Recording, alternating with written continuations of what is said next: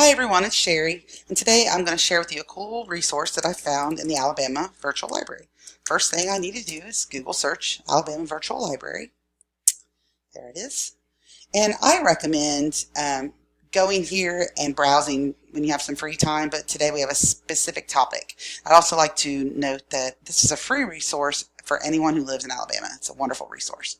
So anyway, my son just turned 16, so he's a new driver, and last week he took the ACT for the first time.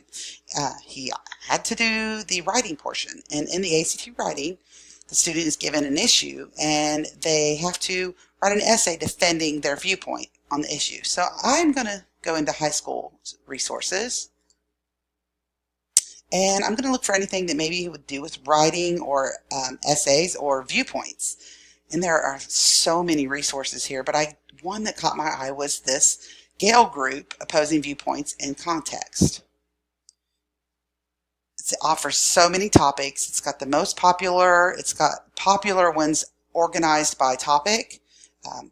It also has all the topics that they have available, which is overwhelming, especially when I already know that I want to learn about teen driving. So I can do an individual search and type in what I want to research. And I'm just going to choose the first one because we don't have a lot of time.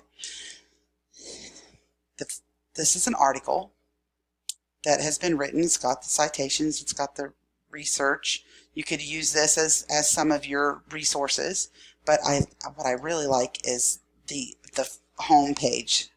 You've got more viewpoints, you've got academic journals, references, you can see audio and images and magazines. There are news articles, websites, and statistics. So this is a great place for a student to go when they're writing any kind of academic work. I love this. This is the best thing to me. I was just playing around. I found the more had this educator resources.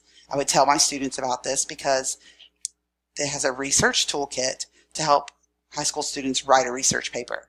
And there's tips and worksheets about all different topics on how to write a paper.